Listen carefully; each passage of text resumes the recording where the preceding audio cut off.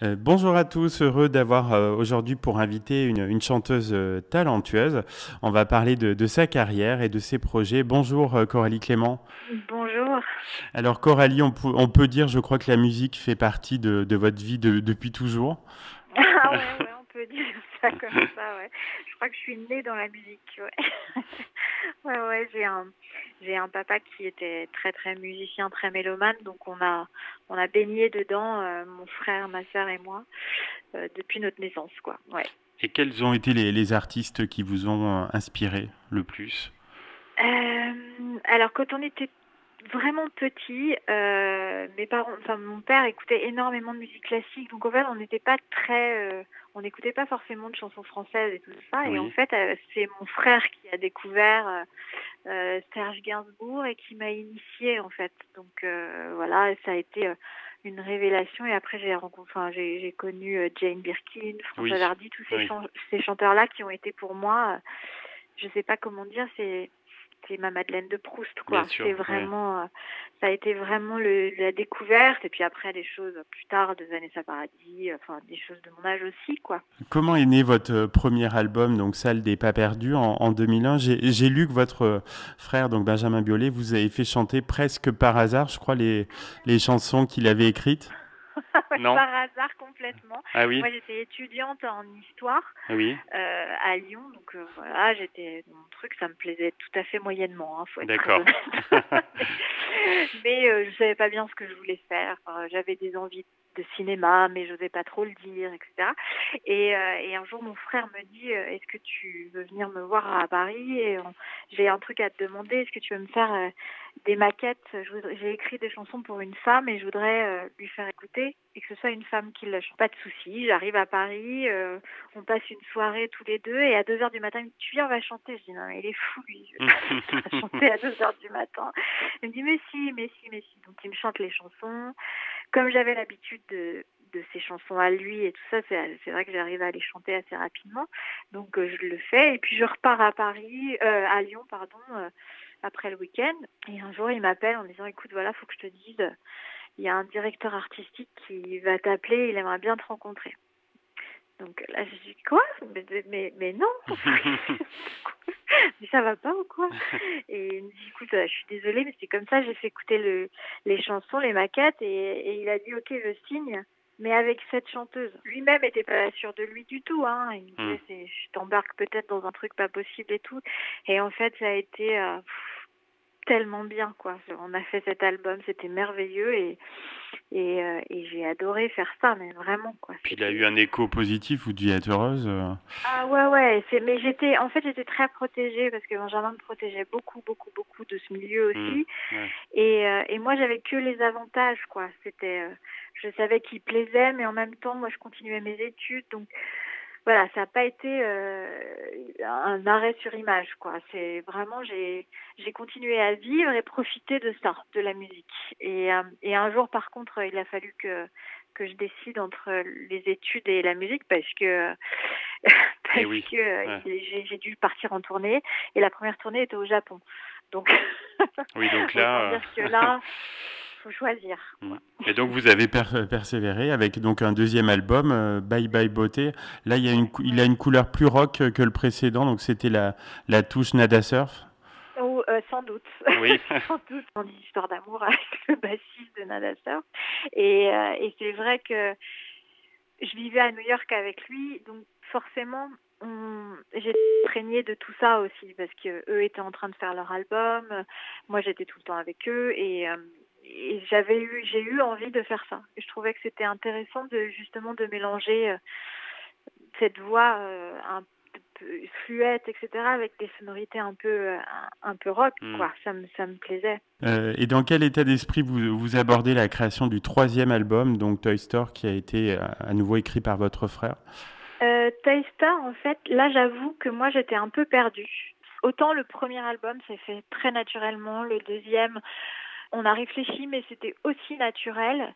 Et là, je changeais de maison de disque. J'avais presque 30 ans. Je savais plus vraiment ce que je voulais, je crois. D'accord. Ouais. Et en fait, mon frère a senti que j'étais un peu perdue et on a fait pas mal d'essais et j'avais envie sans doute de revenir à quelque chose de très enfantin. Enfin, c'était pas enfantin le mot vraiment, c'était plutôt naïf en tout cas. Je crois que j'avais besoin de ça à ce moment-là et Benjamin m'a dit: «J'ai une idée, on va faire un album avec que des instruments d'enfants». Et j'ai trouvé l'idée vraiment super et surtout, c'est un moment où j'avais vraiment envie de développer ma voix et là, j'avais vraiment envie de m'amuser, avec cette voix-là qui est petite mais qui est somme toute, existante quoi. Bien sûr, oui, bien sûr. Ouais. Et c'était un petit cocon qui m'a créé pour ça et j'ai adoré le faire parce que vraiment pour la première fois, j'ai vraiment chanté en studio. Alors ça peut paraître idiot de dire ça, mais sur les 2 premiers, j'étais plutôt interprète et là-dessus, je me suis vraiment amusée. Voilà, c'était plutôt vraiment, de m'amuser avec ma voix. Et alors, comment vous est venue l'idée de publier donc un livre-disque pour enfants? Donc, Iris a 3 enfants, c'est ça, en Il a 3 2013? ans, À Eric a 3 ans, 3 pardon. ans et Iris et Lou, ouais. En fait, j'ai eu une petite fille entre-temps. Ah oui, Donc donc forcément. voilà et en fait, elle était petite et j'essayais de trouver, heu, non pas des livres parce qu'il y en a énormément, mais des chansons pour enfants. Et à part les chansons, les comptines et tout ça, Oui, il y avait pas, en fait. Donc je me suis dit: «Bon, on n'est jamais mieux servi que par soi-même, hein». Donc exactement. avec son papa qui est musicien, on lui a créé, on a fait le disque et c'était un cadeau pour ma fille, en fait. Votre dernier album, donc très réussi, est sorti en octobre 2014. Est-ce qu'on peut dire que, donc La Belle Affaire, on peut dire qu'il est romantique? Oui. Oui. Oui, on peut dire ça C'est le comme ça, ressenti. ouais, ouais. Ouais, ouais, Hmm. c'est ça, exactement. C'est la première fois que je travaillais sans mon frère et que j'ai pris mon élan comme ça et que j'ai écrit mes chansons, je les ai co-composées, j'ai pris mon élan, quoi. Et je suis ravie de l'avoir fait. Alors, il a peut-être pas rencontré le succès que j'aurais aimé qu'il rencontre pour plein de raisons et c'est comme ça.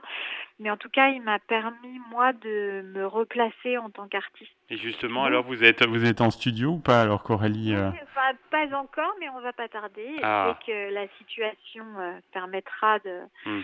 de ressortir des albums et de monter sur scène dans de bonnes conditions, je Vous serai serez là prête, oui. Ouais. ouais, Ah, parce que super. vraiment j'adore ça. Et Dans votre parcours, il y a eu beaucoup de collaborations artistiques. Alors, c'est peut-être pas évident, mais lesquelles vous ont le plus marqué? c'est difficile de dire ça, mais toutes. Hmm. Enfin, je trouve que c'est assez. Quand on fait de la musique et quand on fait des disques, on est quand même très seul. Alors moi, j'ai la chance d'être avec mon frère, les musiciens et tout ça, mais c'est autant au cinéma, il y a des partenaires de jeu, enfin c'est très collégial. En musique, on est très très seul. Et je trouve que ce qui est merveilleux dans les collaborations, c'est d'être avec les autres musiciens, les autres chanteurs. C'est très joyeux. C'est des moments qui sont très joyeux. Alors évidemment, j'aurais tendance à dire que ma rencontre avec Étienne Dao, par exemple, a été une sublime rencontre aussi Hmm. d'amitié. Bien sûr. Parce que Ouais. voilà, déjà c'est Étienne. À la base, j'ai toujours adoré ce qu'il faisait et surtout, j'ai découvert un être exquis. Et je dis pas ça pour faire genre, c'est vraiment quelqu'un C'est ce que de beaucoup de merveilleux, personnes quoi. disent, en tout cas. Ah ouais, ouais, ouais, non, non, mais c'est vraiment, et je sais pas si les gens ont conscience à quel point c'est une merveille d'homme. Et voilà, il est d'une gentillesse, d'une vérité. Enfin, c'est une très très belle rencontre pour moi. Mais après, j'en ai eu plein d'autres, quoi, qui ont été des gens moins connus évidemment et je sais pas, je pense à Mako qui est un ingénieur du son que j'aime énormément, pareil, un adorable mec, quoi. Il y a des gens comme ça, Oui. et moi je suis très sensible aux personnalités, quoi. Je suis très sensible aux gens, à l'humain. C'est quelque chose qui est très important pour moi. J'ai toujours travaillé avec mon frère qui est une grande personnalité, mais qui est un homme d'une gentillesse et il a un fond merveilleux. Donc j'ai toujours eu l'habitude de travailler avec des gens comme ça. Donc je suis très sensible à ça. Vous devez être heureuse de son beau succès avec Grand Prix. Ah ouais, je suis très, c'est mérité. Très heureuse. Ah oui, oui. Bon, après, je suis peut-être pas très objective, mais... Non, mais nous, on le dit sur Logos FM. Bah, super. Ouais, non, je suis ravie et c'est tout à fait mérité. Et je suis très, très fière de lui, ouais. Eh bien, un grand merci, Coralie Clément, d'avoir répondu tout de suite positivement à mon invitation. Et puis, on vous attend en Auvergne dès que possible. Ah bah, avec plaisir, avec plaisir. Bon, à très bientôt, en tout cas. Merci. Au revoir.